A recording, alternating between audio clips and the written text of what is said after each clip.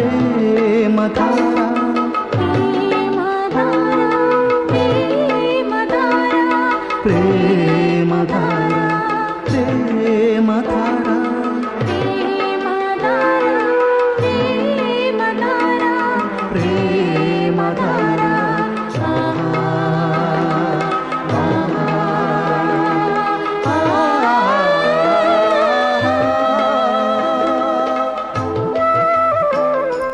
ప్రేమధార ప్రేమధార Bible అధ్యయన పాఠశాల శ్రోతలకు స్వాగతం.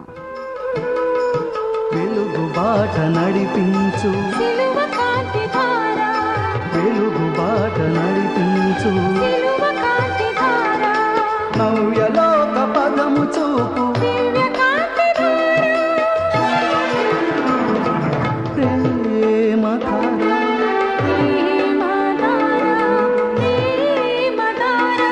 ప్రేమధార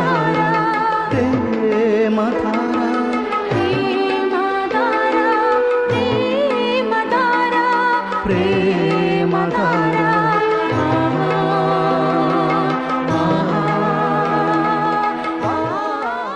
సోదరీ సోదరులారా, ప్రభు అయిన యేసుక్రీస్తు నామమున శుభం.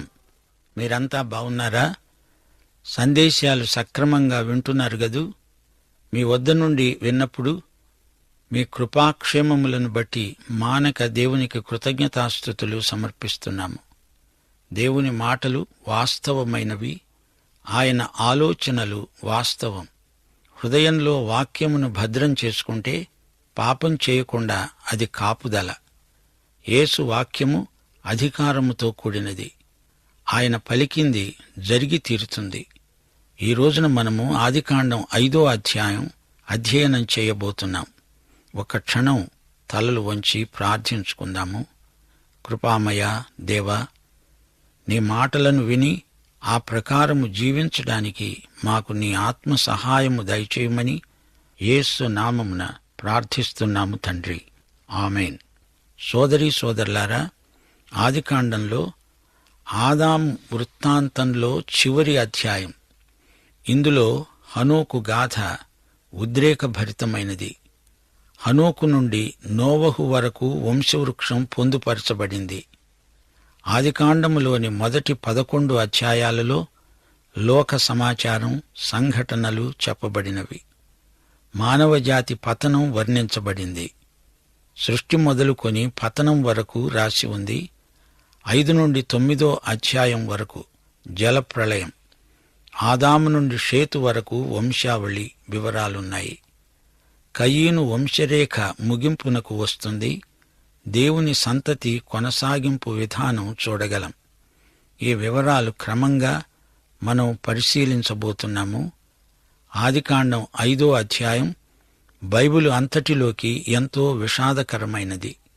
సమాధుల తోటలో పయనించినట్లే మనకనిపిస్తుంది. ఆదికాండం 2వ అధ్యాయం 17వ వచనంలో, ఈ పండు తిన్న రోజే నిశ్చయంగా చస్తావు. ఆదాము సంతానం చస్తూ వచ్చారు. ఆ వైనం ఈ అధ్యాయంలోని విషాదభరితమైన సమాచారం. అందుకే పౌలు 1 కొరింథీ 15వ అధ్యాయం 22వ వచనంలో, ఆదామునందు అందరూ మృతి చెందుతున్నారు అని రాశాడు. ఈ అధ్యాయం ప్రారంభం ఎట్టిదనగా, ఆదాము వంశావళి గ్రంథం ఇదే.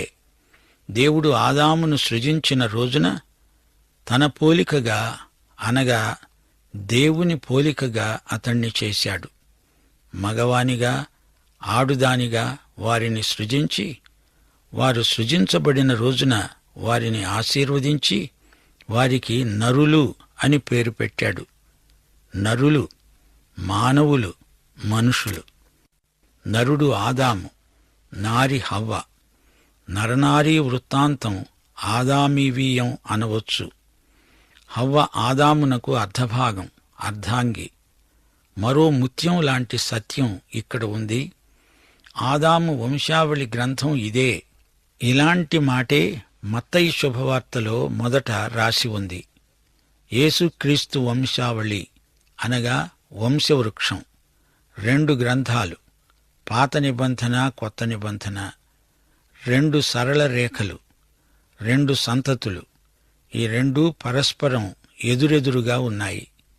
ఈ రెండిటి మధ్య సుదీర్ఘమైన పోరాటం. సైతాను సంతతి, క్రీస్తు సంతతి. ఈ రెండిటి మధ్య వైరం, యుద్ధం. ఆదాము 130 ఏండ్లు బతికి తన పోలికగా తన స్వరూపమందు కుమారుణ్ణి కని అతనికి షేతు అని నామకరణం చేశాడు. ఏమిటేమిటి? ఆదాము సృజించబడినది మొదలుకొని 130 ఏండ్లు బతికాడా?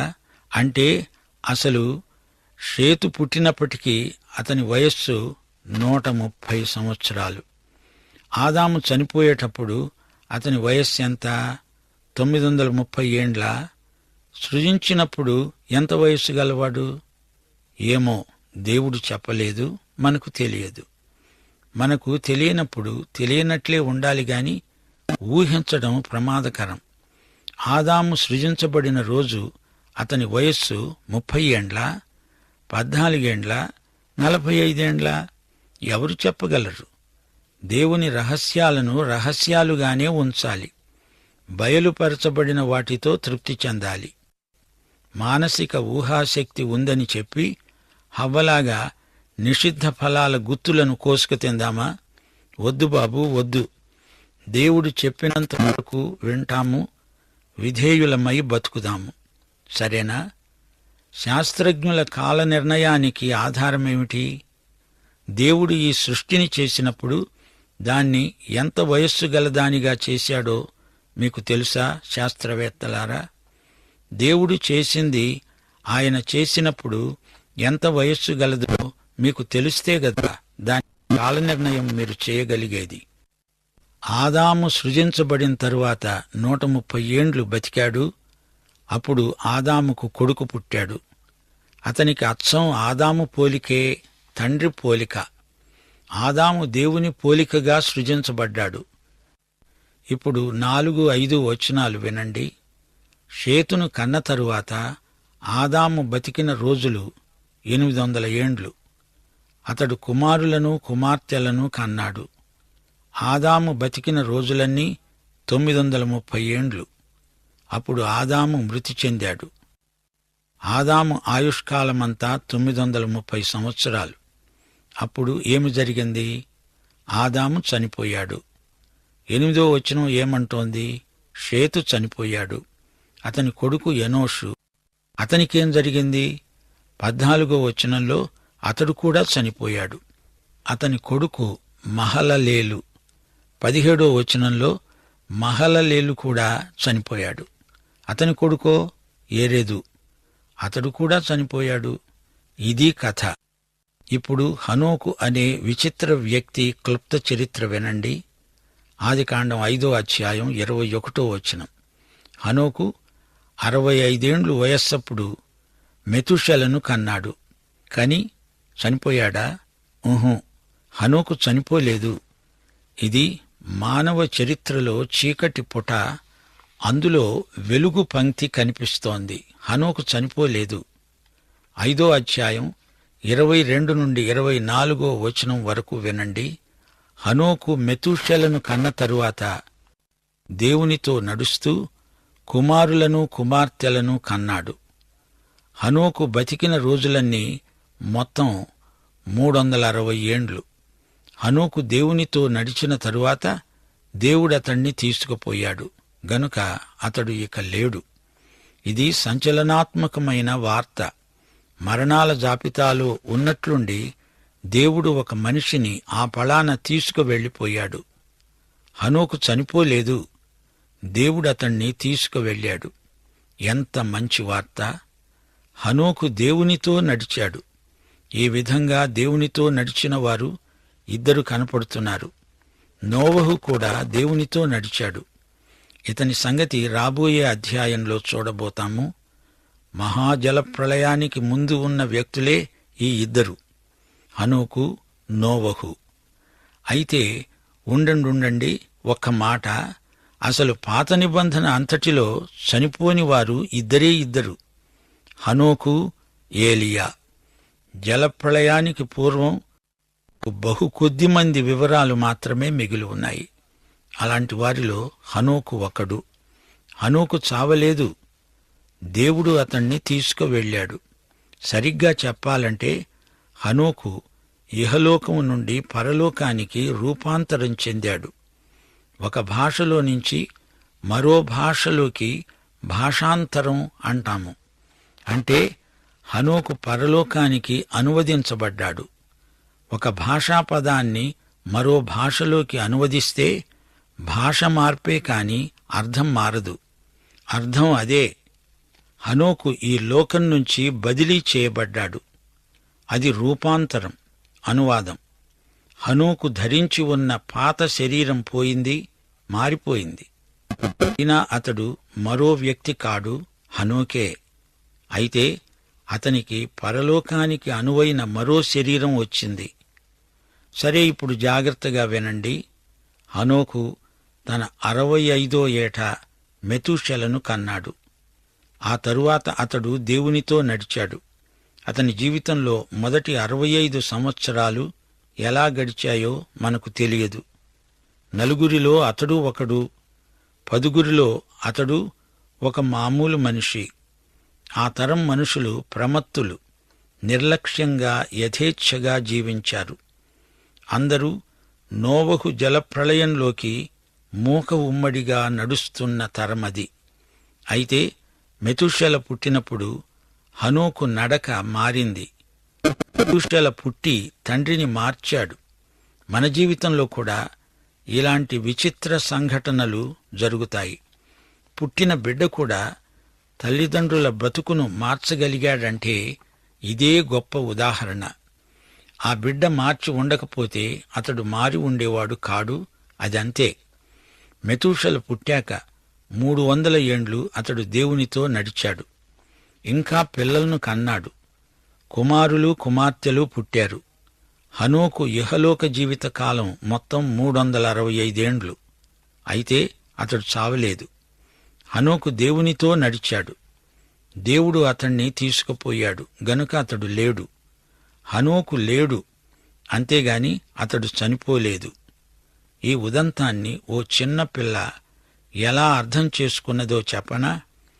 ప్రతిరోజూ దేవుడు వచ్చి హనోకును అతని ఇంటి నుంచి కొంత దూరం వాహ్యాళికి తీసుకువెళ్లేవాడు. ఇలా కొన్నాళ్లు గడిచాయి. ఒకరోజు దేవుడు హనోకును తీసుకొని మాట్లాడుకుంటూ బహుదూరం తీసుకెళ్లాడు. హనోకు అన్నాడు, ప్రియదేవా, చాలా దూరం వచ్చేశాము, నేను ఇక మా ఇంటికి వెళ్తాను. దేవుడన్నాడు, హనోకు, ఎలాగూ మీ ఇంటి నుంచి చాలా దూరం వచ్చేశాం గదా, నా ఇంటికి చాలా దగ్గరికి వచ్చాం, రా అంటూ తీసుకుపోయాడంతే.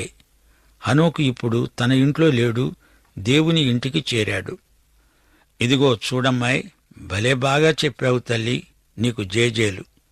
నీకంటే బాగా ఏ బైబిలు పండితుడు ఈ సన్నివేశాన్ని వర్ణించజాలడు. హనోకు దేవునితో నడిచాడు. ఇక్కడ అతడు లేడు. సోదరీ సోదరులారా, గమనించండి. ఆదికాండములోని ఘటనలు అన్నీ ప్రారంభాలే. అంకుర రూపంలో ఉన్న మానవీయమైన విశేషాలు ఇందులో ఉన్నాయి. హనోకు చనిపోకుండా ఎత్తబడడం సంఘం ఎత్తబడడానికి ముందు గుర్తు. జలప్రళయానికి ముందు దేవుడు హనోకును తీసుకుపోయినట్లు అగ్నిప్రళయానికి ముందే దేవుడు సంఘాన్ని ఎత్తుకువెడతాడు. ఇప్పుడు ఆదికాండం 5వ అధ్యాయం 27వ వచనం వినండి. మెతూషెల జీవితకాలమంతా 969 ఏండ్లు. అప్పుడతడు మృతి చెందాడు. ఆదాము కంటే మెతూషెల ఎక్కువ కాలం జీవించాడు. ఆదాము, మెతూషెల ఈ ఇద్దరు వ్యక్తులు సృష్టికి జలప్రళయానికి మధ్య ఎడమును నింపిన ప్రముఖ వ్యక్తులు. సృష్టి ప్రారంభ గాథ అంతా మెతూషెల నోవహుకు చెప్పి ఉంటాడు. కొత్త నిబంధనలో ఆదాము మొదలుకొని వంశావళిలో కొందరి పేర్లు లేవు. అంతా 3 ఖండికలలో దేవుడు చెప్పించాడు. మనం అనుకునే దానికంటే ఎక్కువ కాలం దేవుడు మనిషిని భూమి మీద ఉంచాడు. ఇది నిజం. ఊరికే వంశావళి జాబితాలో 1,00,000 గ్రంథం చేయడం దేవుని చిత్తం కాదు. అసలు దేవుని ఉద్దేశ్యం మానవ చరిత్రలో దేవుని విమోచన. బైబిలు ఆధ్యాత్మిక గ్రంథం. ఇది జనాభా లెక్కల పుస్తకం కాదు. మెతూషెల అనే పేరుకు అర్థం పంపటం. అంటే మెతూషెల చనిపోయాక పంపబడుతుంది. పంపబడేది ఏమిటి? జలప్రళయం. మెతూషెల బతికి ఉన్నంతకాలం జలప్రళయం రాదు. సరిగ్గా మెతూషెల చనిపోయిన సంవత్సరమే ప్రళయం వచ్చింది. అతడు చనిపోయాక పంపబడుతుంది అని మెతూషెల పేరుకే ఆ అర్థం ఉంది. ఎందుకని దేవుడు మెతూషెలకు అంత దీర్ఘాయుష్షు ఇచ్చాడు? దేవుడు దీర్ఘశాంతము కనికరము గలవాడని ప్రజలు దీన్ని బట్టి తెలుసుకోవాలి. సోదరుడా, సోదరి, నీ విషయంలో కూడా దేవుడు ఎంతో దీర్ఘశాంతం చూపుతున్నాడు తెలుసా? 1 పేతురు 3:20 దేవుని దీర్ఘశాంతం పేర్కొనబడింది. దేవుని దీర్ఘశాంతము ఇంకా కనిపెడుతూ ఉన్నప్పుడు, పూర్వము నోవహు దినాలలో ఓడ సిద్ధపరచబడుతూ ఉండగా అవిధేయులైన వారి వద్దకు ఆయన ఆత్మస్వరూపిగానే వెళ్లి వారికి ప్రకటించాడు. ఆ ఓడలో కొందరు, అనగా 8 మంది నీటి ద్వారా రక్షణ పొందారు.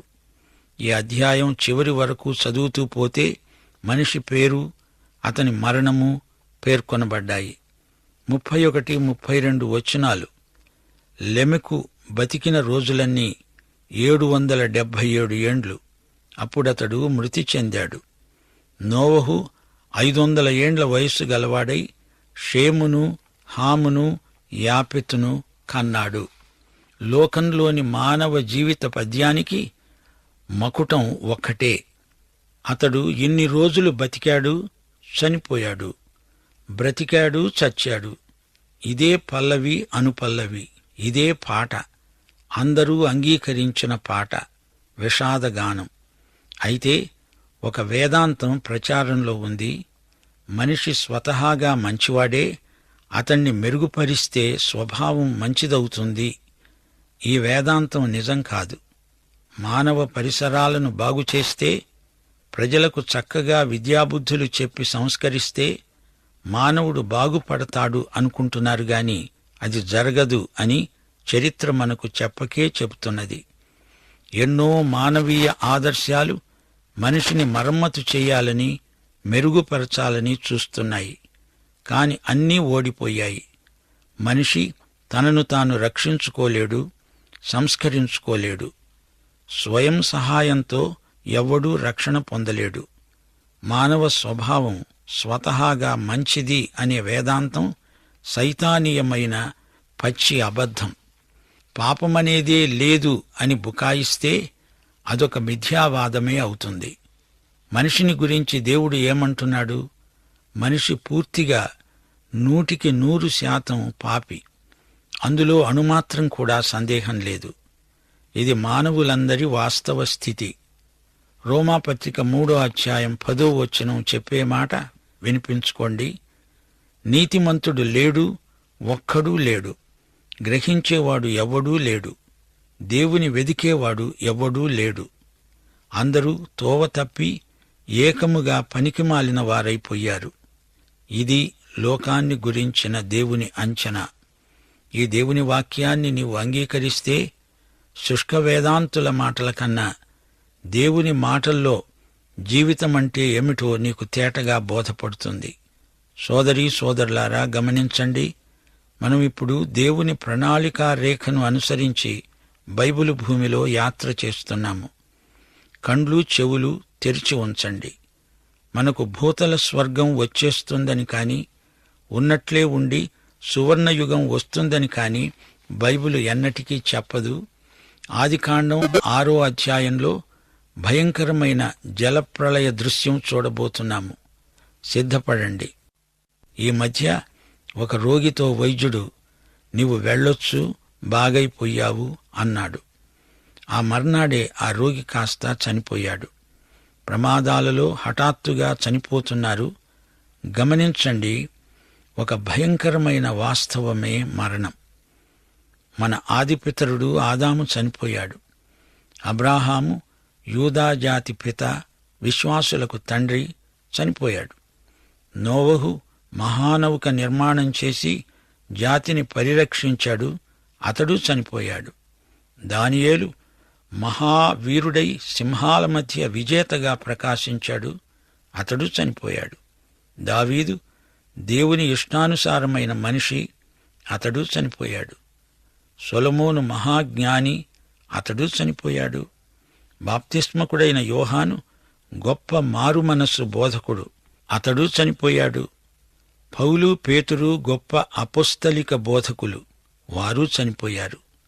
మెతూషెల 969 సంవత్సరాలు బతికినా చివరికి ఒకరోజు తను చనిపోయాడు. మరణాన్ని జయించగల శక్తి ఏదీ లేదు. ఎంత గొప్ప వ్యక్తి అయినా ఒకానొక ఘడియలో నేలపై పడి చావవలసిందే. కాని యేసు వస్తే విశ్వాసులం మనం చావం, హనోకులాగా ఎత్తబడతాం. మరియమార్తలతో యేసు ప్రభువు మాట్లాడుతూ యోహాను సువార్త 11వ అధ్యాయంలో అన్నాడు, నాయందు విశ్వాసముంచినవాడు చనిపోయినా బతుకుతాడు, బతికి నాయందు విశ్వాసముంచినవాడు ఎన్నటికీ చనిపోడు. ఈ మాట నమ్ముతున్నావా?